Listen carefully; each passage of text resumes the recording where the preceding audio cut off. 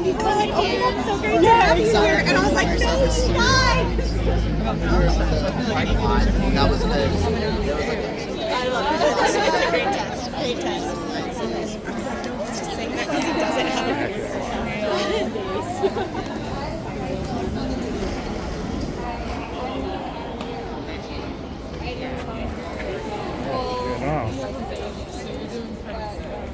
I get to babysit at least.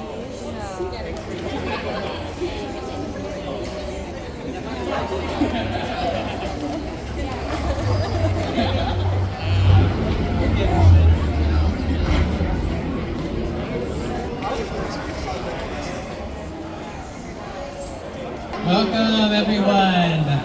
We are going to get started. Let's bring ourselves in. So you have a spot to see. You can grab a seat, you can stand, you can come close. We're so happy that you're all here today. We're just going to get started.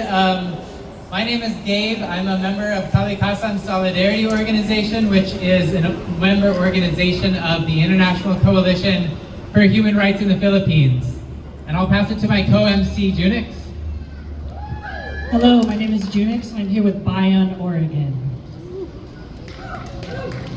And we are here to stand in support of our friend and fellow organizer, Copeland Downs. We are so grateful that all of you are here in support. We recognize the urgency, the frustration, and the anger that we feel over what has happened. So before we get into our program, we want to get a quick security orientation from Mog. All right, hey everybody, I'm Mog, I'm with Pops, and I am one of your two security leads today. Our other security lead is Jonah. Jonah, where are you at? Jonah's over there in the bushes a little bit. I'm here to just orient you to our security plan for today. Can everybody that is on our security team raise your hands? Yes, we are largely vested in highly reflective vests, but also some of us don't have those vests. But Emily is still on security. Who's our other unvested person? Oh, it's Kira over here. So yeah, our job is just to support y'all in having a successful rally. The objective for this rally is to clearly communicate our frustrations collectively and to advocate for all of our rights to be human rights defenders in this world. And so if there are any kind of agitators or disruptions, our job is just to keep on with the program, keep on chugging, and if you have any issues or concerns, please talk to one of us on security and we will help you out. If for whatever reason you are approached by law enforcement or any kind of security that is not us, please do not talk to them. You can refer them over to Cody. Cody's over there, tall one in the blue vest. Any and all security questions from outside security go to Cody.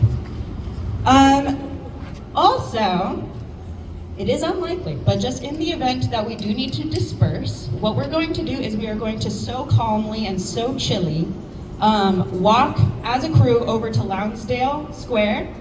And I likely, whichever of the security leads is on that side will lead us, and the other security lead will take up the rear, and the rest of the security will take up the perimeter around us as we walk. We would like for everybody to choose a buddy out loud with each other, so that in the event of a dispersal, when we get to Lounsdale, everybody checks up on their buddy and we have a clear way of knowing if anyone got left behind so we can go get him. Yes, if you have any questions whatsoever, please do not be afraid to talk to us, and that's it. Thank you. Thank you for that. So with that, why are we here today? We are here because Marcos Jr. is escalating attacks against human rights defenders. We can see this evidenced by the blacklisting of our friend and ally Copeland. He was going to attend Karapatan General Congress. Karapatan is the main human rights alliance in the Philippines. It's on the ground documenting individual cases of human rights violations, but he was denied entry upon arrival and sent back to the US. He was blacklisted supposedly for attending a political rally in 2022, which is untrue, but you will hear more from him about that later. What we need to understand is that this follows a pattern of attacks against other US-based human rights groups and national democratic activists, including Brandon Lee, Angelica of Gabriela USA, including the red tagging of Bayan Kabataan Alliance, Malaya, and iChirp, as well as the red tagging of 2 International Observer Mission participants on IOM in 2022. So when we express outrage for Copeland Downs, we are saying we demand justice for all victims of state repression and human rights violations. When human rights are under attack, what do? Stand up, fight back! When human rights are under attack, what do? Stand up, fight back! That's a good echo. Nice. Let's keep that going. So why are we here at Senator Merkley's office? It's because Merkley's inaction is giving Marcos a green light to continue his abuses, including against Merkley's own constituents. We were just at his town hall 2 months ago asking him again, not for the first time, to take action to champion the Philippine Human Rights Act. We told him that this is exactly what was going to happen if he didn't meet our demands and take responsibility. And that's exactly what happened today. It has been 7 years that we have been asking Merkley to take a stance defending human rights in the Philippines. 7 years is too long. We said this would happen, and that's why we're here to express our outrage. With that, I'm going to hand it back over to Gabe to share a little bit about attending the IOM with Copeland in 2022. I was in the Philippines in 2022 with Copeland. There were 11 of us from Portland who went to attend and witness the election that saw Marcos Jr. come to power through vote buying, through manipulation, through intimidation, and through violence. And that is why Copeland is being targeted, as a retaliation for standing up and telling the truth. And it makes me wonder, as a fellow activist who is in the Philippines, would I be allowed back to the Philippines? Am I also on that blacklist? How many of us are on that blacklist for our activism? We need to understand that this is only a response to us telling the truth. That the Marcos regime is trying to hide because it knows it is a violator of human rights. It is stomping all over the rights of the Filipino people. It is taking advantage, and it is clamping down harder and exerting its fascist violence to stay in control. And so as we see the midterm elections approaching in the Philippines next year, we can only expect this to worsen. And yet, our government, the US government, Merkley, continue to make excuses, and they continue to say that things aren't that bad, that it's a democratic country. So if they're so afraid, if they think it's a democratic country, if they're so proud of their human rights record, why are they so afraid of us going to witness and document the human rights situation? What do they have to hide? So we're here with demands for Merkley especially, since he is our representative in the Senate, and we've built a relationship over 7 years to try to get him to take action for nothing to come of it, really. He's had the option for 7 years to take action, and he's failed. We offered for his staff to come here today to learn and to hear from us today about this urgent attack on our own community member. And is anyone here from Merkley's staff? Where? You are? Wonderful, thank you.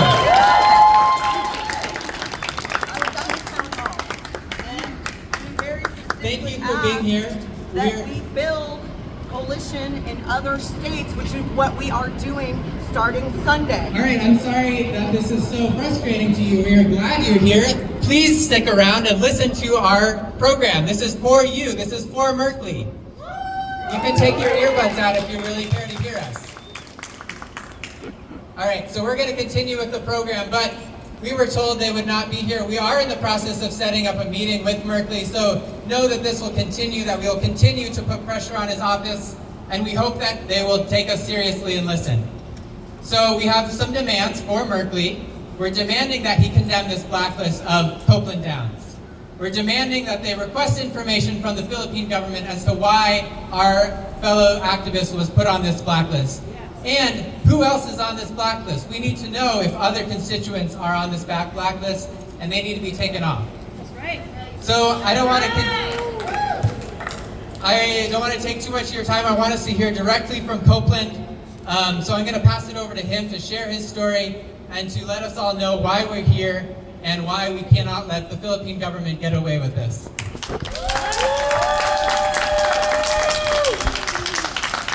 Thank you. Hi everyone, my name is Copeland. It's amazing to see so many of you out here today. Thank you for showing up on such short notice. I'm the current chair of the Portland Committee for Human Rights in the Philippines and a coordinator for the International Coalition for Human Rights in the Philippines. As has been mentioned, this past weekend I was on my way to attend the Karapatan 6th Congress as an observer on behalf of ICHRP-US. We see this as an opportunity to hear firsthand about the human rights conditions on the ground in the Philippines, the efforts to continue documenting these violations, and the opportunity to meet with people to understand how we can support their work even better here in the US. On Sunday, I went through the typical process at the immigration checkpoint in Manila. After the immigration officer looked at my passport, he pulled out a secondary screening form, filled it out, and had me follow him into the immigration office. After some time, it was explained to me that I was not allowed to enter the Philippines, that there was an exclusion order filed against me in October of 2022 because I attended a political rally allegedly. This is not true. As was mentioned, we were on the International Observers Mission and did not participate in any public political rallies. This is a false allegation against me. I asked for more details, asking for any documentation, any evidence, any proof, anything they could provide that would explain that basis. And they said no. They said they can't provide this because of confidentiality. I pushed, I insisted. I said, you have to show me something. They said no, it's confidential. They even cited a law from the 1940s when the Philippines was a colony. They're using colonial laws to reject people, to hold things close to their chest, not allow for transparency. Eventually they let me know that there would be coordination on finding a flight back to the US, and I was taken to a non-admissible people's area where they held my passport the entire time until I was safely back in the US. By Sunday evening, I was safe back in Seattle. As I was getting on the plane to take off, one of the things I was thinking about is that I may not be able to go back to the Philippines, which breaks my heart. For a people and a movement that have taken me in and transformed my understanding of what justice looks like, what a better world looks like. This is heartbreaking to be separated in this way. But even that reflection is individual. It reminded me that this experience is the case for so many Filipinos around the world, whether they are leaving to escape political persecution or forced to leave for jobs. That they too sat on a plane asking themselves, will I ever be able to come home? What's especially infuriating about this question is that Marcos is allowed to come to the US despite an outstanding $353 million contempt of court judgment against him. He's already been identified as a criminal, but has full access to the halls of power in the US, while thousands of Filipinos and human rights defenders are barred and blacklisted. Ultimately, the impact on me personally was relatively small. I'm safe, I'm here, well supported by all of you, but my individual experience fits into the larger pattern of repressive actions by the US and the Philippines governments who coordinate together to commit war crimes. This is exactly why organizations like Karapatan exist in the first place. War crimes aren't only direct violence, but in the context of a civil war, it includes so-called counterinsurgency tactics, surveillance, maligning legal activists, arbitrarily labeling them as terrorists, communists, activists, whatever it is, as a basis to arrest, harass, torture, and kill them. Rowena Daseg, an environmental activist who was jailed for a full year on baseless claims and then disappeared the day she was out of jail. That is a war crime. Jonila Castro and Jed Tomanow, both environmental activists, were abducted and psychologically tortured, forced to execute an affidavit saying they were surrenderees. This is a war crime. American activist Brandon Lee was shot multiple times during an assassination attempt in the Philippines and is now paralyzed. This is a war crime. We heard at the International People's Tribunal just this May the story of the Fausto family, peasants who were involved in community development organizations and were murdered by the armed forces of the Philippines. This is a war crime. These few examples only scratch the surface. How many war crimes and human rights violations are acceptable to the US and Marcos regimes? Whether this exclusion order that was filed against me was by the US or the Philippines, what's clear is that the determination of these governments to quiet the calls for justice for victims of human rights violations and protect the rampant corruption is to keep the politicians in power. This is the government that has the moral authority to talk about democracy. The US government, who sent $500 million more in military funding aid just in August. The US government, who is actively building and utilizing military bases in the Philippines right now. Denying entry to me and blacklisting others as people who have participated in efforts to document the rampant corruption in the Philippines and expose US complicity in human rights violations makes it clear that they're hiding behind these legal mechanisms and are afraid of what we will find. What they don't understand is that we are ready to keep pushing. That instances like this don't make us weaker, but add fuel to the fire for justice. And so that's what I want to leave off with today, that this fight is bigger than me. It's a fight that embodies a fight for justice that includes Filipinos at home and abroad having the right to be at home, having the right to quality jobs that build up the country after centuries of extraction, have the right to access education that is in service of building that industry, a right to healthcare that so many currently lack, a right to housing, a right to determine the future of their own country that serves the vast majority and not just a privileged few. So I hope that everyone here today will keep fighting as we work together to hold these governments accountable, continue demanding an end to US-backed war crimes, and continue building the solidarity movement here in the US.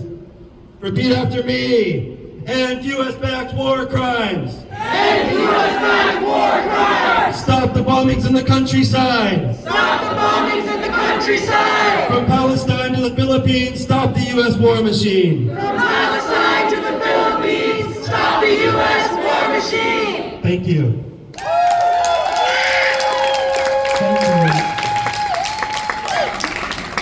I would also like to take a moment to address that Berkeley does have a staffer here. We already said thank you. I hope you will stick around to the end because we have next steps. I also want to address that our community cannot go home.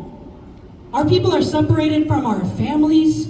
Our people are being slaughtered. Our comrade was just blacklisted for doing human rights work, and you came here and you started yelling at us.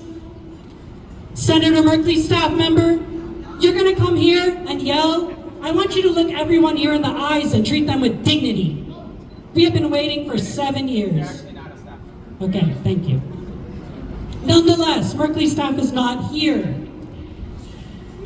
So with that, please treat our community with respect, and I would like to introduce our next speaker from ILPS, the International League of People's Struggle. Please welcome Sarah.